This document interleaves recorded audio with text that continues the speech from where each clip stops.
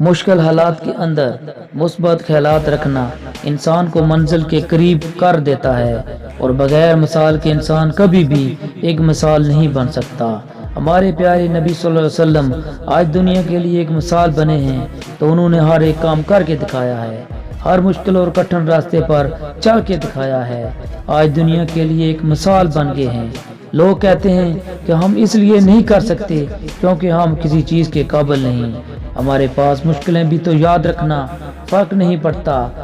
جب ایک غریب باپ کا بیٹا اٹھ کر انقلاب لے کر آتا ہے، یاد رکھنا فرق تب پڑتا ہے جب ایک تندور پر روٹیاں لگانے والا بچہ ٹاپ کر دیتا ہے۔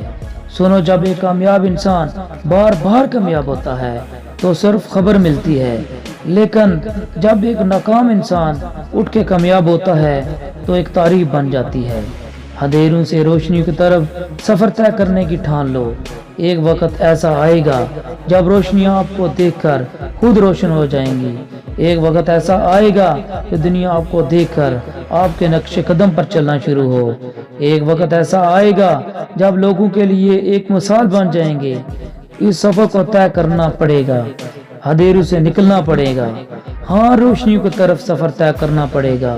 ایک بچہ ایسا بھی تھا، جب بیٹھا کرتا تھا تو اس کے پاس کوئی بچہ بیٹھا نہیں تھا، اس کے پاس بیٹھ کر کوئی کھانا کھایا نہیں کرتا تھا، اور ایک وقت ایسا آیا کہ وہ بچہ ملک کا وزیر اعظم بن گیا۔ انسان جب اندھیروں سے اٹھ کر چاہتا ہے، یہ دنیا تبھی اسے یاد رکھتی ہے۔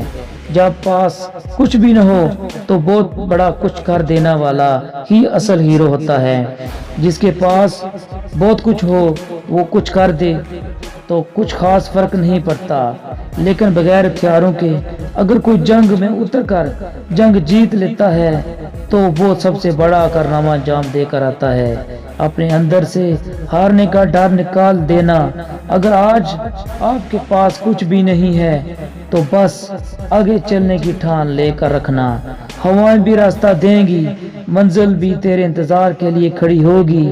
بس یہ نہیں سوچنا کہ میں اس قابل نہیں ہوں، بلکہ قابلیت تمہارے اپنے اندر ہے، دنیا کو دکھانے کے لیے نہیں۔ تمہاری قابلیت تمہیں خود منزل کی طرف اٹھا کے لے جائے گی، بس منزل کی طرف چلنے کا حوصلہ رکھنا پڑے گا۔